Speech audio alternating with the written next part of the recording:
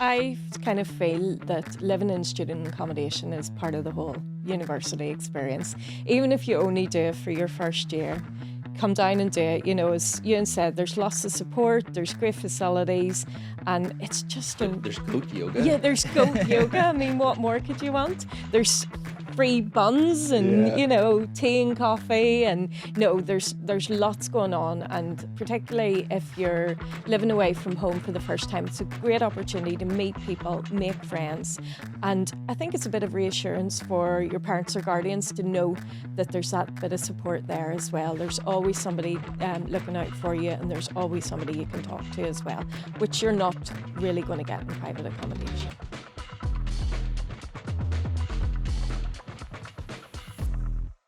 Hello everybody and welcome to Queen's University Belfast Life at the Lanyon podcast. For those that don't know, the Lanyon building sits at the heart of our campus here at Queen's, and it's one of the most beautiful, renowned buildings across Belfast. My name is Raymond Miller and I'm the Undergraduate Recruitment Officer here at Queen's, and today our podcast is all about Queen's Accommodation, your home from home. I'm joined here by a couple of guests who work in Queen's Accommodation. We have Ewan and Claire, so guys, I'll let you introduce yourselves. Hi, my name's Ewan. I'm the International Allocations Coordinator within Queen's Accommodation. Hi, my name's Claire. I'm one of the Residential Life Coordinators, currently based up in BT9, but we also cover the other sites as well. So Ewan, you're currently doing that allocations role. Prior to that, you did something different, isn't that right? Yeah, I was a residential fees assistant. Okay. And you're moving soon to a new role within accommodation, is that right? I'm moving to be a residential life coordinator like Claire. So basically, what's the space? Ewan could be running accommodation. He's working his way around. He's working out what's best for him. Trying each department. He's trying them all out to work out what's best.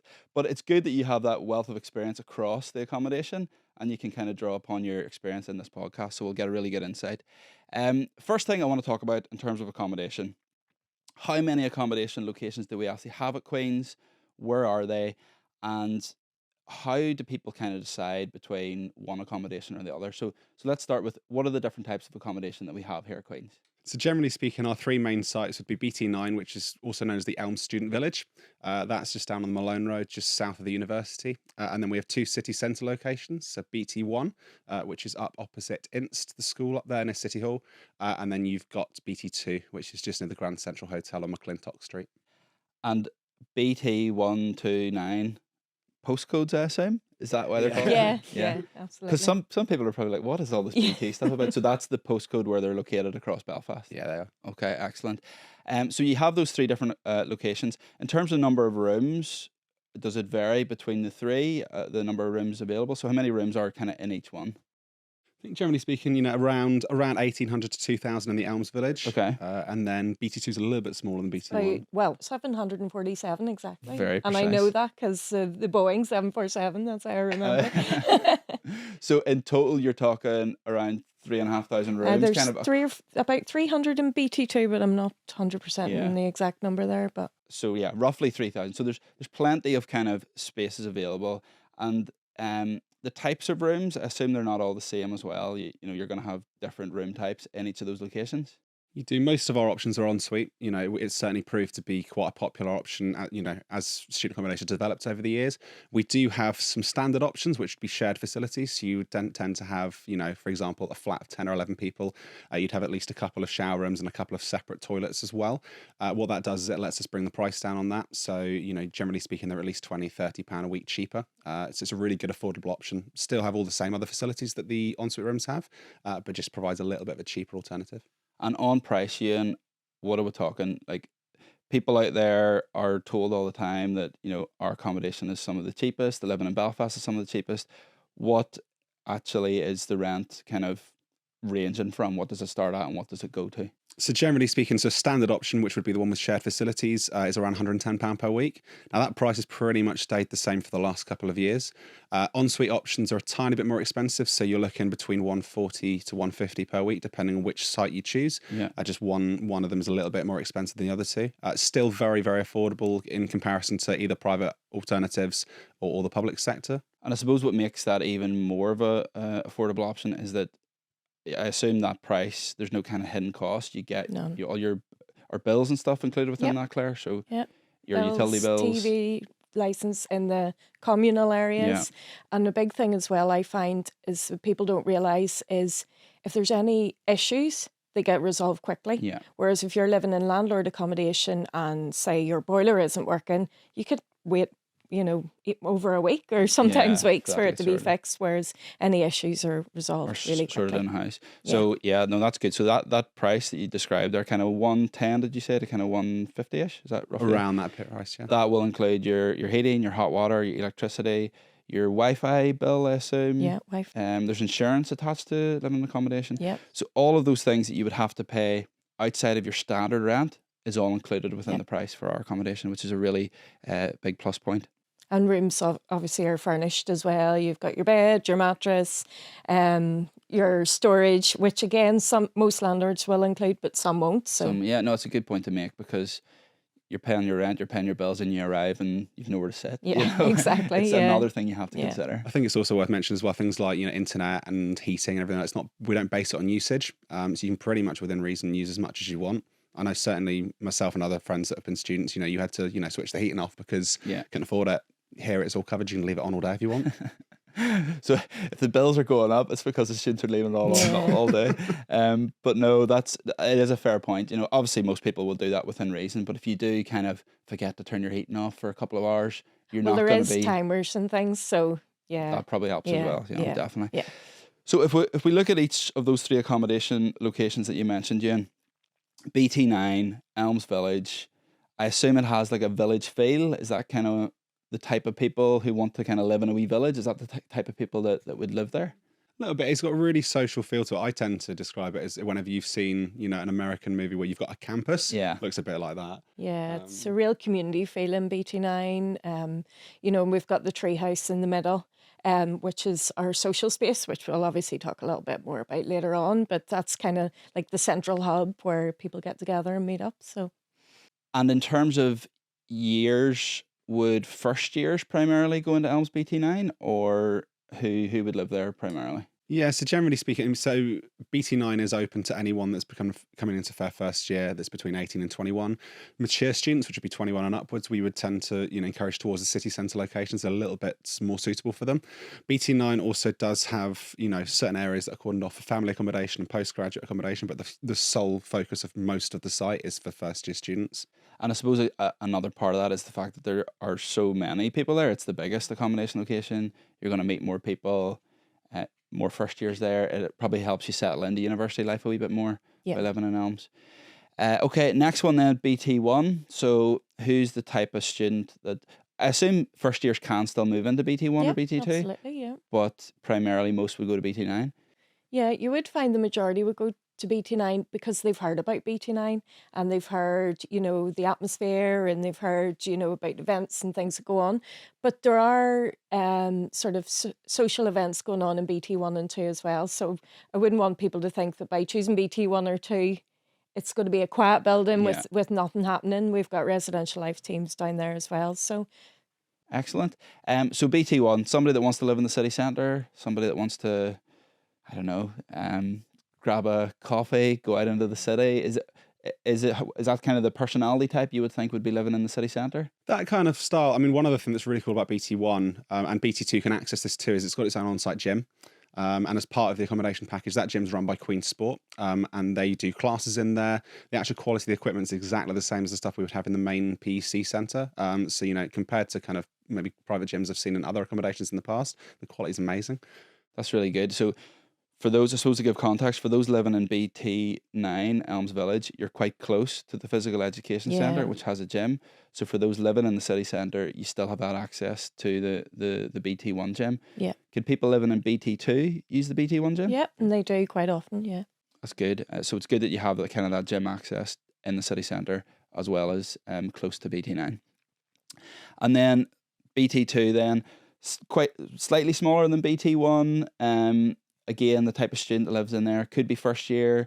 I think there's kind of a myth that maybe more international students would live in the city centre. Is that true or not? I think international students are attracted to the city centre because a lot of local students would know about BT9 Yeah. and maybe have their brothers or sisters have been in Elms Village. Maybe they've, visited friends in Elms Village, so they tend to know about BT9.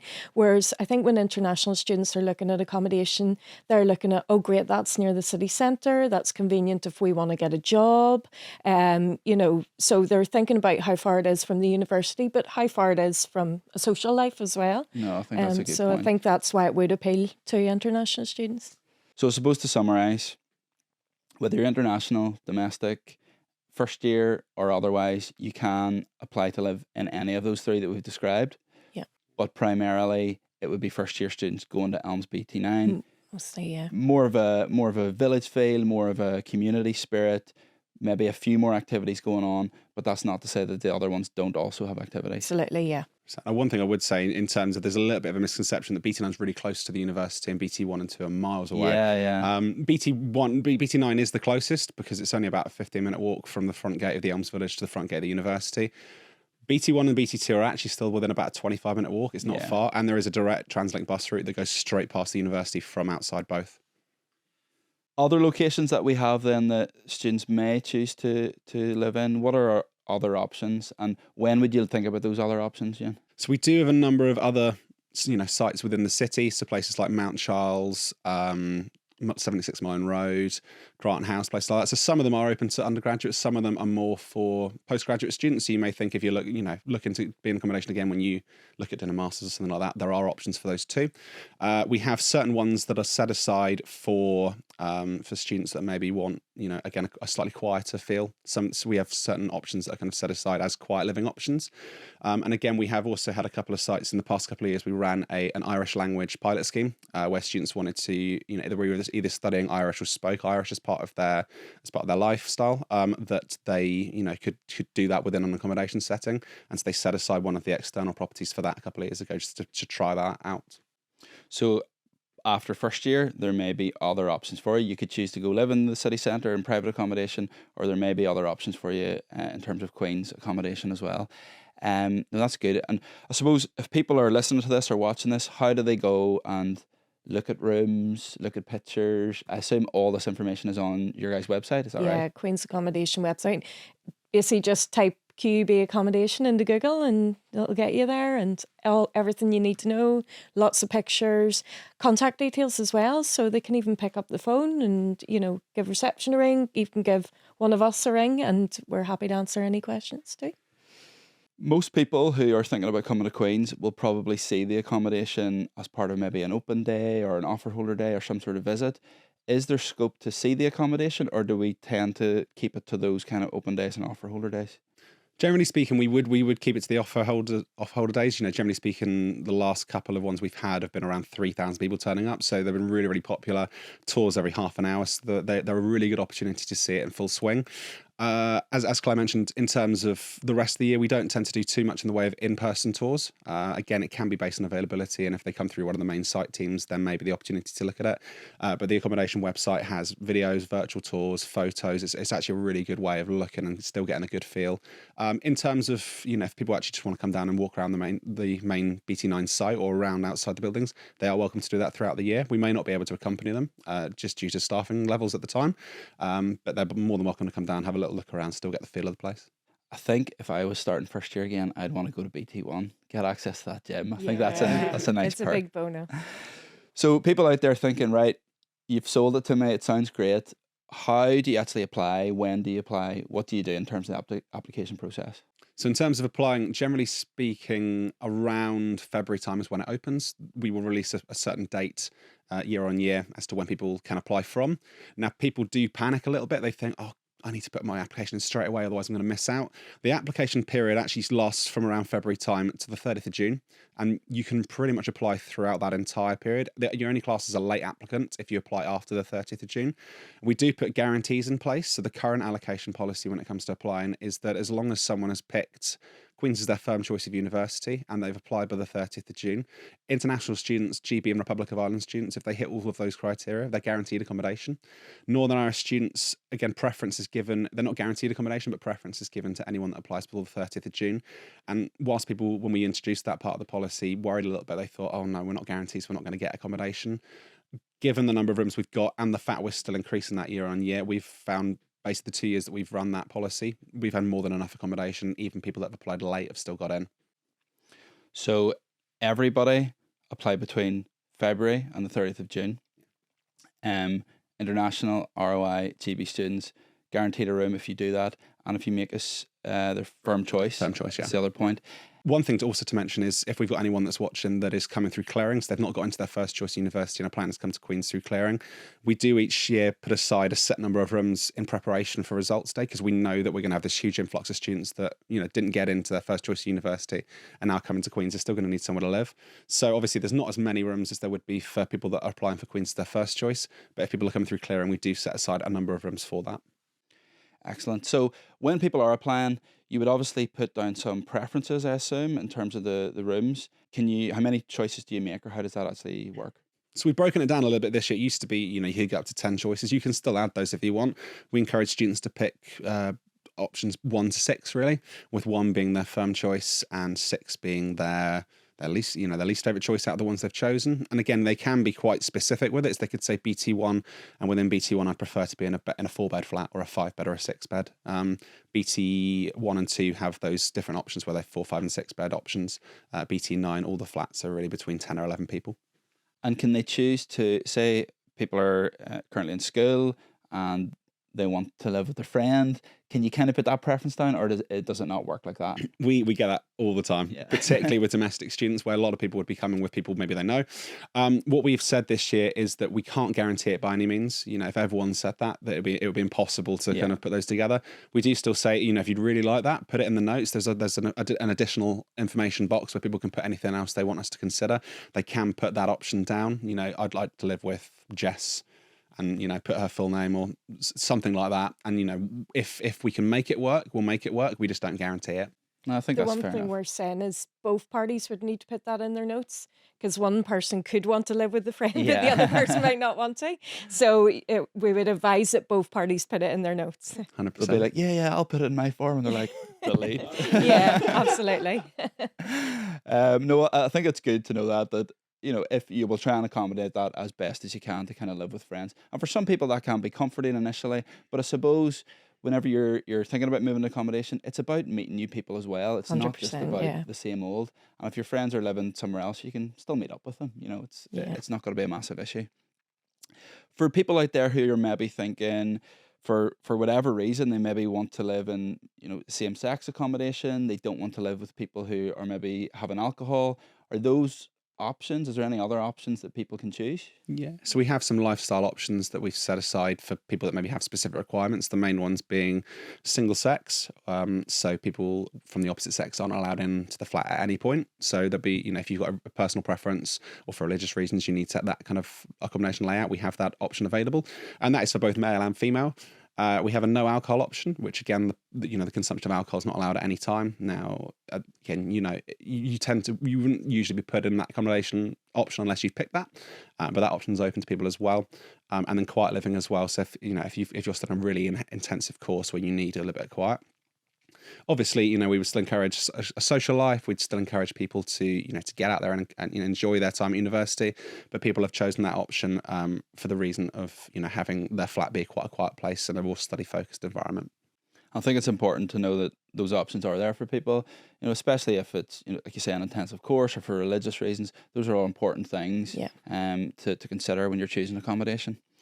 So when it comes to actually allocating rooms, so you've had a look at the accommodation, you've maybe visited it, you love the look of it, you've applied to live wherever you've applied to live with or without your friend. Maybe your friend has ditched you on the application. When will you find out if you've actually been allocated a room then after you apply by the 30th of June? So the main allocation section of the year happens from results day onwards. So what we encourage students is, we start allocating on the 17th, and we just have a block of the 17th of August, which is usually when results day is. And then we just have a block of about 3 weeks where we're just working constantly allocating. Now, that doesn't mean that everyone will find out on the 17th. So again, we get people that call us at the end of the 17th, kind of not heard, have I not got a place? It's not worth panicking. We just encourage people, just check your accommodation email address, whatever you've given us as your main email address throughout the next few days. Keep an eye out. again, those guarantees are in place to try and give a bit of reassurance. If you're someone from the Republic of Ireland and it's got to the 18th and you're like, I've not heard anything yet, did you make Queen's your first choice? Did you apply by the 30th of June? If you did, you're gonna be guaranteed a room anyway, so you don't need to worry, just wait. Results time is a difficult time for people. Some have got the results, others haven't. So having that extra thing of whether or not I'm going to get a room, it can be it can be a worrying time for people, but having that guarantee for a lot of students is great. And I suppose if you know that you've applied by the deadline, it is a case of just sitting tight and waiting until you get allocated a room. So then I assume there's a big moving in day where everybody moves in, or is moving in staggered, or how does the moving in process work, Claire? We generally do have our main check-in days. I know in previous years there's been like check-in day for local students and check-in day for international students. I'm not too sure this year if it's going to be. I don't think there's anything in place to kind of separate the two. There is, I think it's more just a main. Just a main check-in day. Check-in day is my absolute favourite day. I absolutely love it. I love seeing everybody come down with their families. It's a great buzz, great atmosphere. We have the tree house open, tea, coffees, usually some tray bakes as well. People can use the pool tables, table tennis. So even with their families, we would see a lot of families would go up, have a look at the room, and then come back down to the tree house and enjoy the social space. And it must be quite an emotional time too. People moving away from home. Yeah. Parents will probably be really excited for them, but equally a bit, apprehensive. So a lot of emotions going on. But I imagine everyone moving in on that day, meeting people for the first time, seeing your room for the first time, it must be a really lovely atmosphere. Yeah, it is. It's really exciting. And you do see a little bit of emotion, but it's really exciting at the same time. And we sort of absorb that excitement as well. So it's a good day for us too. And then I suppose all the staff are there to kind of help people move in. It's not like you rock up, you're chucked a key and away you go. It's the one day of the year when pretty much every staff member's on duty. So there's lots of buzz and activity, but there's also lots of staff about. So if you need anything, there's always somebody about to give you a hand. Excellent. Now, in this podcast, we like to do what's called a Mythbuster section. So sometimes students will come to myself as a recruitment officer. I'm sure they ask you guys these questions as well, but we kind of want to see if these myths are true or false, or chat around them a wee bit. So the first one is that student accommodation is really dated and old and a bit of a mess. That's a direct quote from a student. I asked a student the other day and I was like, what was your perception before you came to Queen's? And they said, it's going to be really old, it's going to be really dated, and it's going to be a mess. Is that the case? No. We have on-site maintenance teams, so the advantage to being in like Queen's accommodation over private accommodation, we have a maintenance team on site. If there's any issues, any problems, anything that needs fixed, it usually gets done pretty quickly. We have also got a fantastic housekeeping team as well, and they keep on top of all the communal areas. What I will say... Yeah, they're not going to go into your room. And exactly. So it's really up to the students what way they want to live in their personal areas. If you keep your room a mess, that's entirely up to you. And even in a way, the communal kitchens and things.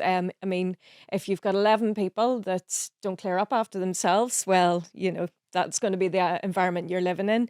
But generally, we find that, because you're living as a group, most students would sort of clear up after themselves and look after themselves and work well as a team. We help in that, Residential Life help in that, because we would support students if they want us to help them with cleaning rotas. A lot of students have never lived away from home, so they don't know how to clean, and that's where we can support as well. We can give advice and generally sort of be their parents for the first few weeks and just support them where we can. That's a bit like me. I go to my wife because I don't know how to clean either. I think one other thing to mention as well, in terms of, you mentioned, is it dated? I think, well, BT1 and BT2 were only built in 2018. Yeah. So, they're really new comparatively. One thing we've heard a lot at open days, particularly people with parents from Northern Ireland or even from the Republic, is that, they'll say, oh, the Elms, that's where the towers are, isn't it? Because way back in the day, kind of, they would have been these big tall tower blocks down there. I never even knew that. So Yeah. There were big towers. Yeah, down yeah. there. It's not like that now. Starbucks, It's yeah. a No, proper no. wee village feel. So yeah. we have a rolling refurbishment plan, and there is a full life cycle in place for the next few years. You know, in terms of okay, these blocks need to be refurbished. I mean, the ones that got refurbished last year, some of our ensuite buildings within BT9 look amazing. They're really, really good. We also then updated the treehouse as well. So as Claire mentioned, the treehouse, you know, is the social centre. We've moved reception there as well. There's the coffee bar there. There's there's a karaoke room, which is great. There's a full breakout area. You know, there's Hosting kitchens, so you can actually bring friends and family to the Elms Treehouse and have a bit of a party in one of our kitchens. I was down at the start of this year actually. Yeah. One of your colleagues showed me around the treehouse, and I was like, "This is Yeah. unbelievable!" Like, I'm not even just saying this. Those hosting kitchens are class. Yeah, Because they're do you know brilliant. when you want to bring friends and family across, and Yeah. you're maybe in a communal kitchen, or you're all trying to eat in your room, Yeah. having that space where you can bring everybody, have a meal around the table, it's brilliant. Like, And there's an outdoor area was as about to well say, the wee for barbecue the area summer. outside. It's fantastic. Yeah. Yeah, really, really good. No, I'm thinking of like maybe hosting my kid's next birthday party in it or something. It's honestly brilliant. Yeah, it is. Really, It really is good. Really, really good. So I think we've squashed that one. It's not dated, it's not old, it's not a mess. It's new, it's constantly being refurbished, and there's loads of amazing facilities there. If you don't like your room, you have to stay there all year. Probably that's going to happen at some point for people. So is there processes in place for people to move rooms if they need to, and when would that be? Generally, we wouldn't encourage room moves in the first sort of few weeks or even months, because there is that adjustment and settling in period. So especially, you know, if you've never lived away from home, you could walk in and go, "Oh, this isn't for me." But moving isn't necessarily going to solve the problem. It's more of an adjustment in the settling in period. So we would rather let that period pass first. And if people still are feeling that way, they can come and talk to the residential life team, for example, or they can talk to allocations and sort of talk to us about why they feel they're not comfortable in that space. And really, if it is something that's going to affect their well-being, then yes, there is opportunities there to move room. But we would usually try and encourage students to resolve the issues first. There's going to be a lot of people that move out of home for the first time. They're going to be feeling a bit anxious. And it is, like you say, it's not a room thing. It's just a situation thing. And Yeah. getting used to being away from home. And then, as you say there, Claire, our well-being of our students is absolutely paramount. So if 100%, it is yeah. going to affect your well-being, it will be something that we can look into moving. So no, thank you for explaining that. The next one then, it can be lonely in student accommodation. Quite a negative tone. Yeah. We've been so busy, quite a negative. But I'm sure it can be lonely for people at times. You know, we've just said they're moving away for the Yeah. first time. Do you experience that people are feeling a bit Yeah, lonely? I mean, it's only natural, again, moving away from everything you've known in the past, you know, and you've got your own bedroom. So it can happen where students sort of do feel that loneliness because it's different to everything they've known before. But the one thing I will say is that, you know, that's part of my role as residential life coordinator. We're doing everything we can to promote a community environment. We've got lots going on. So, you know, there's lots of ways to get involved and meet people. You don't have to come as part of a group. Some people think, oh, I would only go if my friend comes with me. But no, you know, lots of people come on their own to trips, to events, and that's how you meet people and make friends. Again, main part of our role is making sure the students are supported and, you know, signposting them in the right direction if they are struggling. So, you know, there's people that they can talk to and we can suggest ways of, you know, getting involved, or, you know, if you do feel that you want to speak to somebody more on a one-to-one basis, that's something that we can arrange and signpost as well. Yeah, like you said there, it is inevitable. Some people are going to feel lonely. Others Yeah. are going to jump into accommodation. It's just going to be Yeah. like straight away they're going to have an amazing experience. Others, there will be a bit of an adjustment. But I think the really interesting, important thing there is that there is support available, Yeah. and you will be supported. And we don't just pay lip service to that. Like, there's so much support at Queen's for any students that are suffering with anything. And loneliness and accommodation is one of those key Yeah, things. So it's great that absolutely. you guys are in place to help with that. We've talked a lot about the application process, the rooms, a wee bit about what it's like, and we'll talk about that a bit more in a second. But what are the other elements of accommodation that people maybe don't expect? So the one that always stands out to me is security. There's 24-hour security at our accommodation location, isn't that right? So within BT9, we have a security barrier. You know, people can walk around it, you know, in terms of students. They don't have to, you know, beep in every time they come in and out of the village. The way that it works is throughout the day, visitors and people can come and go as they please. There is a security guard there throughout the day. Overnight, there is then, a security guard at the barrier and an increased security presence on site. And, after a certain time, people will just get challenged. Can you just show us your student card just to prove you're a student? Especially for parents maybe watching, that gives a little bit of reassurance that, you can't just, anyone can't just walk on. There needs to be kind of some form of proving, and but at the same time, it's not obstructive. So the students that live here aren't thinking, "Why am I getting challenged going into my own house?" BT 1 and 2, again, they've got reception there between 8 a.m. and 8 p.m. and again, they have to beep into the building with their key fob, and then at night time, there's security around as well. And in BT 1 and 2, even though there's not a security guard on site 24 hours a day, there is a safety team just at the other end of the phone. So if they did feel that they needed to speak to somebody from the safety team, there is always someone available. Excellent, good to know. The other thing I wanted to mention was, and you've already touched on it, was the cleaning service that they offer through the housekeepers. So it is, just to verify, it is just communal areas. Yeah. But when we're talking about communal areas, we're talking about communal kitchens, sort of social spaces. What other areas would they kind of clean? Well, in terms of the communal areas, it does differ a little bit between Elms Village and city centre accommodation. So in Elms Village, BT9, the housekeepers would sort of do a light clean of the kitchen area, and if you're shared bathrooms, they'll, do a light clean of those. But again, we do still encourage students to clean up their own mess, because it's not fair on the housekeepers coming in and, emptying overflowing bins or, trying to clean sinks that are full of dishes.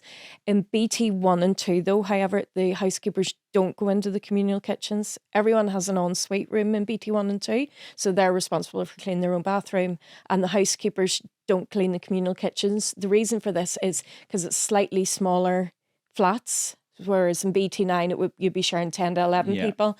In BT 1 and 2, you'd be sharing maximum 5 or 6. Yeah, 6 would be the maximum. So again, we do encourage students to, get together as a group and arrange cleaning rotas and things like that. The other thing I heard, and I wasn't sure on it, there's a laundry service, but it's not people are going to do your laundry. No. There's like washers and dryers and stuff on site.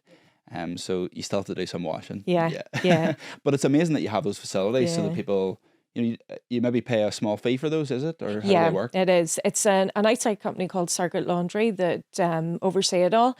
But again, all the laundry rooms are quite close to reception or residential life. So again, if you've never used a washing machine before, there's always somebody that can show you and give you a bit of a hand. Amazing. So there are those other elements to it. The last thing a student told me about, there's a postal service whereby if you get a package delivered to accommodation, you just go pick it up at reception. They sign for it and stuff. Yeah. So when the parcels arrive, reception log it onto our computerized parcel system, which would then automatically send the student an email to say it's ready to collect, and you can come and collect it. As you can imagine, in September, there's a lot of parcels. So you might get a notification from Amazon that your parcel's arrived, but you do need to wait for the email from the reception team, because they need a bit of time to log it. I suppose the good thing about that is you're not making any trips to the post office because you've missed the delivery. So all your parcels are going to get delivered. Yeah, there's no reason why a parcel would be left anywhere or taken back to the depot, because we can look after all parcels. Even if you're gone home for a couple of weeks, we'll actually hang on to your parcels for up to a month. So if you go home for a couple of weeks or you're away on holiday, your parcel will be there when you get back. Excellent. Now, Claire, you've spoken a few times about residential life, and that is your role. Want to chat specifically about that for a couple of minutes. So what and who are the residential life team, and what do you guys actually do? Okay, so the residential life team, we have residential life coordinators based in BT9, BT1 and BT2 at the minute. And they're employed staff from the university? They're Queen's staff. So our role really is to promote student wellbeing, to provide support. And then there's also the fun side of the job as well. We do events and trips and basically lots of fun activities to encourage people to get involved and, make friends. And we also have a team of residential assistants that are students. Now, the one thing about being a residential assistant is you need to have lived in student accommodation before. So quite a lot of our residential assistants are returning students, but we also have residential assistants that are new to Queen's but have lived in student accommodation. Maybe they're postgraduates and did their undergraduate in a different university. So first thing I want to touch on there is tell me about some of these events and trips. Yeah. And can I come along? Yes. To be honest, although all our events and trips are geared towards students, particularly the events, there's no reason why you can't come along. So I mean, by all means, what yeah. sort of stuff are we talking here? So you mentioned karaoke earlier. Yeah. I'm a big fan of karaoke. Yeah, karaoke open mic nights. The funny thing, we laugh about it quite often. The most popular events that we run involve food. You know, students, you know, we all love a free meal somewhere Yeah. along the line. Luckily this year we had some fantastic bakers and cooks on our as part of the residential assistant team.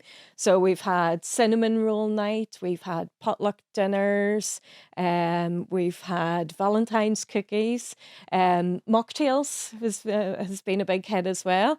But apart from food, we also do like craft events. One big hit this year was a crochet event that we ran. So it was a big hit. We also had karaoke, open mic nights, and also Quizzes. I love a quiz. Yeah, well, we have had a couple of quizzes, but that's something that we're planning to pay more focus to next year because quizzes are really, really popular. Bingo as well, you know, all the kind of traditional stuff too. And all this happens within the accommodation locations. You know, it'll happen in the treehouse. It'll happen in the social spaces in BT1 or 2. Yeah, absolutely. Amazing. And then are there those are kind of events and house events. Are there trips that you guys do outside of the campus? Yep. So during the main academic year, up until exam period, really, we run a trip once a week, usually on a Saturday. Actually, we usually run one on a Saturday and a Sunday. During the main part of the year. And some of the trips this year have been ice skating. We went ice skating. A new one for this year was goat yoga. Goat yoga. Yeah, which is fantastic. Yeah, we got some pictures up in the treehouse and on our socials. So if anybody wants to have a look at that. What is goat yoga? You got to explain that one to me. Goat yoga is basically we take the students to a big barn. We've got a yoga instructor there, and there's little pygmy goats just basically running free. Amazing. So while you're doing your salute to the sun or whatever, the goat could be on your shoulders or nibbling at your feet. But say everybody really, really enjoyed that. So we'll definitely be doing that again next year. At the start of the academic year, we do quite a lot of sort of shopping trips to help people get set up in their rooms. So there'd be the likes of IKEA, Asian supermarket. We've done a trip up to Fireside Shopping Centre as well. So things like that are actually going to help students. So it means that they don't need to bring everything with them. Yes. They know that we'll head up to IKEA and they can pick up all their bits and pieces too. I thought recording podcasts was fun. I want to be a residential life coordinator. That sounds amazing. It is fun. There's all those things happening, and you mentioned that the residential assistants help with that. Yeah. And that they have to have lived in Queen's accommodation. They have to have lived in student accommodation. Sorry, okay. Yeah. I assume if anyone out there's thinking, I would love to do that at some stage, I assume there's perks to that. There's going to be the obvious perks of helping run those events and gaining the skills from those, communication skills, leadership, organisation. Do they get paid? Do they get money off their rent? How does that work for them? So it has actually changed quite recently. The residential assistants now get paid through QWork. And we guarantee them 15 hours a week of paid work within accommodation. So the sort of rules that they would be carrying out would be running our free coffee bar, which I didn't mention before. We do have free coffee bars in all sites for the students to come along and all the time, all day. In Elms Village, it's all day. We're looking at possibly doing it all day in the city centre, but because they're smaller accommodations, we're maybe going to trial it and see how popular it is. But certainly in the evenings on all sites, there's free tea and coffee. So the residential assistants would be helping to run that. They would also be doing drop-ins in the accommodations, in the communal kitchens. So that gives students who live in accommodation an opportunity to ask questions, but the residential assistants will also keep an eye and say if they see anything maybe that needs fixed, or if there's any housekeeping issues, they would report them back to us, or communicate with the students if they feel that there's something that the students could be doing to make their environment more comfortable too. You mentioned there about maintenance, and that's inevitable of living away from home. Things are going to need fixed or done up, and we have a maintenance team in place. Yeah. What kind of things might go wrong, or does anything go wrong? Surely not too much goes wrong, does it? Well, to be honest, I mean, it's like any sort of accommodation, things happen. Unexpected can happen, but again, Maybe a leak, or yeah, your shower's not working, all those things, and there's staff yeah. there to kind of sort it. The maintenance team are actually on 24-hour call out as well. So, if something is an emergency and it goes wrong at 2 o'clock in the morning, we can call somebody Yeah. out to sort it. I mean, we're not going to call somebody out at 2 o'clock in the morning to change a light bulb, but Yeah. there is somebody always available if need be. What, has there been any 2 a.m. call outs? Oh, a lot. Yeah. I did hear one where literally we had a student that kind of said, called the emergency line and was like my lights won't turn off. Like, this is Won't turn off. Won't turn off. Like, I can't go to sleep. Like, there's this automatic light, it won't turn off. And this is 2 a.m. Yeah. They give the guy a call, a shout, and kind of said, look, can you come out? This is the case. Came out, was there to help fix the student's light. Where's the automatic light that won't turn off? It wasn't actually an automatic light, it had a light switch that they'd not seen. Oh my God. So he literally got in and was like, light off. fixed. But he did it. He did. He fixed the problem. Yeah. My goodness, imagine 2 a.m. Oh. The automatic lights aren't working. We've had similar situations with heating as well, where, especially in the winter, if heating's not working, it is a call out. Yeah. And we've had a maintenance engineer come out and basically turn on the radiator, which is, yeah. So it sounds like there's nothing wrong with Queen's accommodation. People just don't know how to turn on light switches and turn on heating. But I suppose, again, it's important to note that for those wee maintenance things that can go wrong and will crop up in any accommodation, there's staff there that can help with that. 100%. Amazing. Okay, folks, I'm going to kind of sum up and summarize sort of final thoughts. So if there's anyone out there listening to this and thinks that sounds great, watching this, and they're thinking, I'd love to live in Queen's accommodation, what would be your bit of advice to anybody that's thinking of moving into Queen's accommodation? Firstly, don't panic. As I've tried to reiterate a few times, with there's so many different areas, particularly with the application process and choosing where they're going to be, and there's so much support within Queen's accommodation. Just call us or ask. There's a reception team if there's anything people need help with in terms of that. It's the allocations team in terms of the application, in terms of room types and like that. If people worrying about what life's going to be like there's a whole residential life team, as Claire's mentioned. So there's so much support there. But I suppose if you're applying or if you've got any questions, ask them, check the website, call us, email us. We're here to help. People kind of feel they're bothering us by giving us a call. It's our job. I'd say that's probably my biggest tip. I kind of feel that living in student accommodation is part of the whole university experience. Even if you only do it for your first year, come down and do it. As Ewan said, there's lots of support, there's great facilities, and it's just There's goat yoga. Yeah, there's goat yoga. I mean, what more could you want? There's free buns and tea and coffee, and there's lots going on. And particularly if you're living away from home for the first time, it's a great opportunity to meet people, make friends. And I think it's a bit of reassurance for your parents or guardians to know that there's that bit of support there as well. There's always somebody looking out for you, and there's always somebody you can talk to as well, which you're not really going to get in private accommodation. Amazing. Both of you, thank you so much for joining us today. That's been really, really insightful, really, really helpful.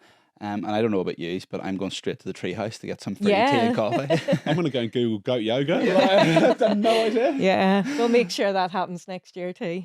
Thank you both so much for joining us. And thank you everyone for listening to this or watching this podcast. If you do need any more information about the accommodation at Queen's, you can obviously check out their website, as the guys said, or you can email studentrecruitment@qub.ac.uk and we will forward any questions to the guys that you might have. Thank you very much for listening, and hopefully see you all on the next episode of Life at the Lanyon podcast.